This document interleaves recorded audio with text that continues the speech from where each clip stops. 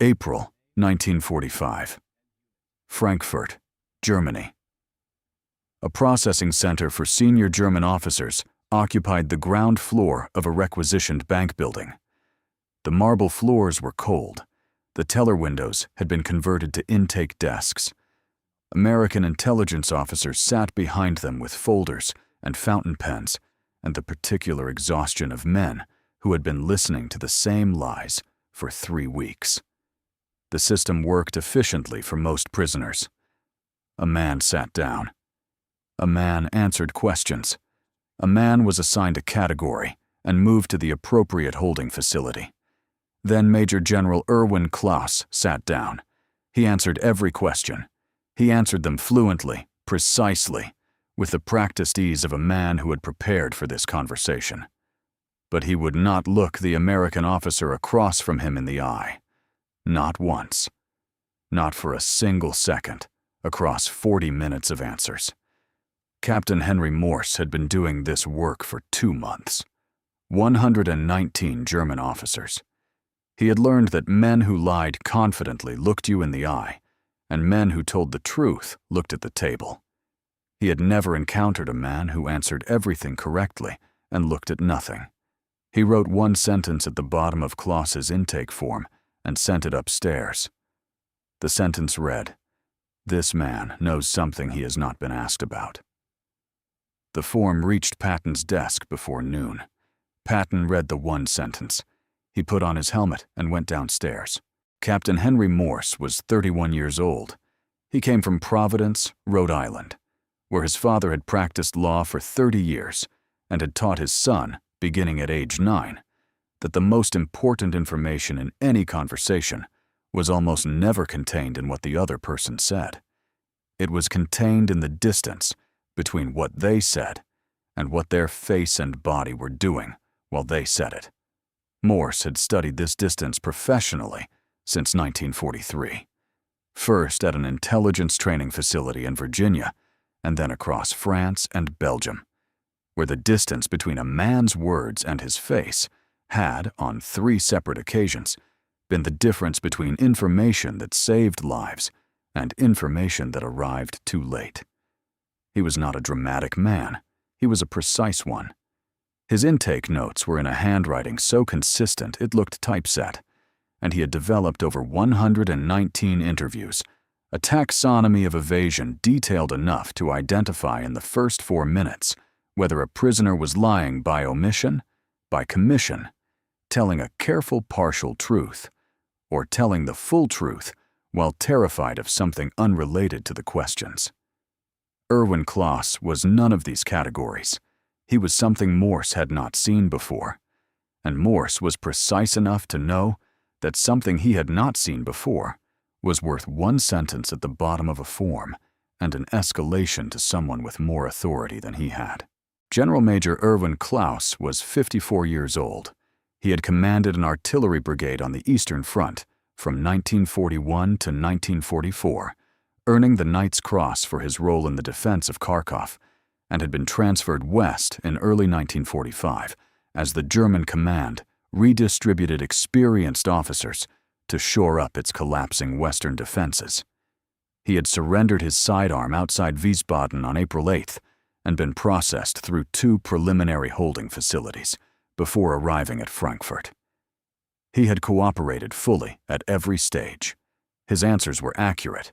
Morse had checked 3 against existing intelligence, and all 3 verified. He had provided his unit's order of battle, his chain of command, the location of his former headquarters, the disposition of his artillery at surrender. He had answered every question correctly and completely. He had not lied. And he had not looked at Morse, or at the desk, or at the marble floor, or at any fixed point in the room. His eyes moved constantly, precisely, with the pattern of a man making absolutely certain his gaze never rests long enough to be read. Morse had spent 40 minutes watching the eyes of a man trying not to give something away. What Klaus was hiding was not in any of the questions Morse had asked. It was in the room. Visible to Klaus in a way it was not visible to Morse, and Morse precise enough to know the limits of his own perception, had written his sentence and sent the form upstairs. By April 1945, the processing of senior German officers had become one of the most critical intelligence operations of the occupation. Within the collapsing structure of the German military, there existed officers carrying information that extended beyond the conventional military picture. Locations of hidden documents, identities of individuals who had falsified their records, knowledge of programs the retreating command had deliberately concealed. The men who held this information were also the men most practiced at not revealing it. They had been trained in the management of sensitive information. They understood compartmentalization. The Frankfurt Processing Center had been designed to move quickly through the volume of surrendering officers, routing them to the appropriate facilities. It was not designed for the specific problem Morse had identified in Claus. That problem required someone who operated outside the design of the system. It required the man, now coming down the marble stairs. Before we go any further, before we get to what Patton saw when he sat down across from Claus, and what he asked that made the eyes finally stop moving, make sure you subscribe. This channel tells the stories that the official records classify and the history books summarize in a sentence. Subscribe now, and we'll go back to Frankfurt. Patton came down the stairs at 12:17, went directly to the holding room, pushed the door open, and stepped inside. Claus stood when Patton entered. He looked at the rank insignia. His eyes moved immediately away. Patton looked at him for a moment. He looked at the eyes. He had seen many things in eyes over 40 years of reading men, and what he saw in the first 3 seconds was neither guilt, nor defiance, nor calculation. It was vigilance, the specific hypervigilant scanning of a man who is watching a room for something. Patton sat down. He put his helmet on the table. He said, "Sit down, General." Claus sat. His eyes moved to the window, to the door, to the floor, to the wall. They did not stop. Patton watched them for 30 seconds without speaking. He was reading something Morse had noticed, but had not been able to name. Then he named it. He said, "You are not hiding something from me. You are hiding from something in this room." Claus went still. For the first time in 40 minutes, his eyes stopped moving. They went to Patton's face and stayed. Patton held the gaze and let the silence work. Then Claus said, in careful English, "You are more observant than the other officer." Patton said, "Who else is in this building?" The calculation was visible now, the decision forming. Claus said, "I do not know his current name. I know his face. I know what he did on the Eastern Front." Patton said, "Where is he?" Claus looked at the door. He said, "One of the intake desks.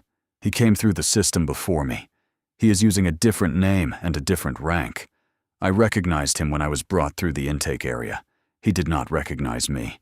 I did not know what to do with the information." Patton stood up. He said, "You are going to come with me to the intake area. You are going to look at the desks. You are going to tell me which man." Claus stood. He said, "If I do this, what happens to me?" Patton looked at him. He said, "What happens to you depends entirely on what else you know and how freely you provide it. But you have just made yourself more valuable to me than you were 3 minutes ago. That is a better position than the one you were in.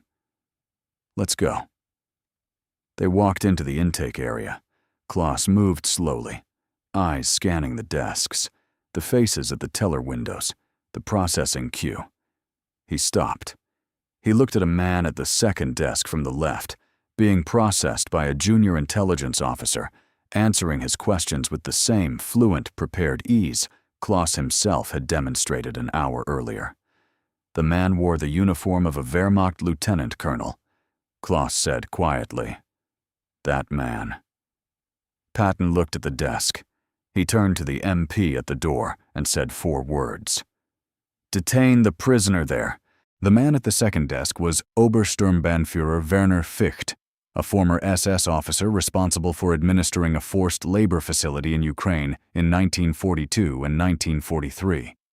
He had obtained the documents and uniform of a deceased Wehrmacht lieutenant colonel and had been moving through the Allied processing system for 9 days, passing 3 preliminary facilities without detection. He had been 40 minutes from being categorized as a routine prisoner and transferred to a standard compound from which he would have been released within 18 months under a false identity. The investigation that followed Klaus's identification also uncovered 2 additional individuals using falsified documents in the Frankfurt Center that day.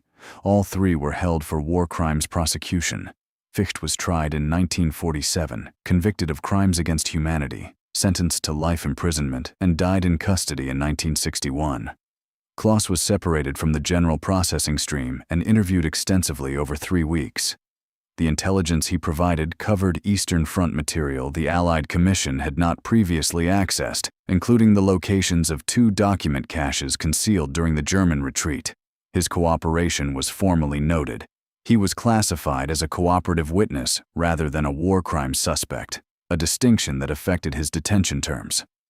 He was released in 1947 and returned to a small town in Saxony where he lived quietly until his death in 1969. A colleague from his artillery brigade said Klaus never discussed Frankfurt. He said only once that he had sat across from an American general who understood what was wrong before asking a single question about it, and that this had been the most disorienting thing he encountered in the entire war. Captain Morse returned to Providence after the war and joined his father's law practice, spending 30 years in criminal defense. His ability to read the distance between what a client said and what their face was doing made him, according to colleagues, one of the most effective cross-examiners in the state. He never spoke publicly about Frankfurt. He kept his intake notes in a lockbox until he retired in 1978, then donated them to the National Archives. The intake form for Erwin Klaus, with the 1 sentence at the bottom, is in the collection. It has been viewed by 12 researchers since its declassification in 1992. Patton wrote about the afternoon in a letter to Beatrice dated April 16th. He wrote, "One of my intelligence officers sent me a form with 1 sentence on it.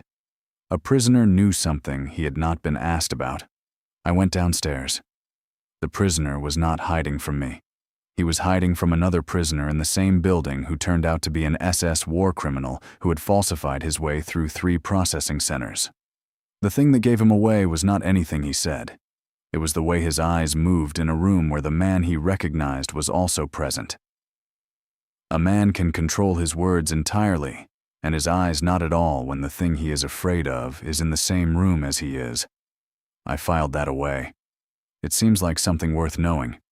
Some historians have noted that the Frankfurt case illustrates a fundamental problem with the Allied processing system, that the volume of surrendering officers allowed skilled individuals to falsify their way through multiple screening layers, and that Klaus's identification of Ficht was as much a product of chance as intelligence work. They argue the system's reliance on document verification rather than behavioral assessment created a structural vulnerability that multiple former SS members exploited. Others have focused on what Morse's 1 sentence represents, the value of a trained observer who knows the limits of his own perception and escalates precisely rather than guessing.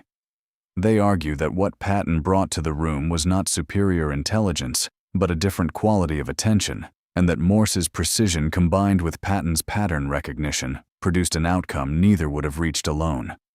What is certain is that a man 40 minutes from walking free sat at the second desk from the left in the Frankfurt Processing Center on April 15, 1945, and was detained because a general noticed that the prisoner across the hall was watching the room instead of the questions, and because a captain in Providence had learned at age 9 that the most important information in any conversation is almost never what the other person says. If you had been in Patton's position that afternoon, if you had read that 1 sentence on the intake form and gone downstairs, would you have seen what he saw in the first 3 seconds? Or would you have asked the standard questions, heard the correct answers, and missed the eyes entirely? Tell us in the comments. And if you want more stories about the general who won the war and paid for it with everything he had, stories that don't give you easy answers, subscribe. We'll be here.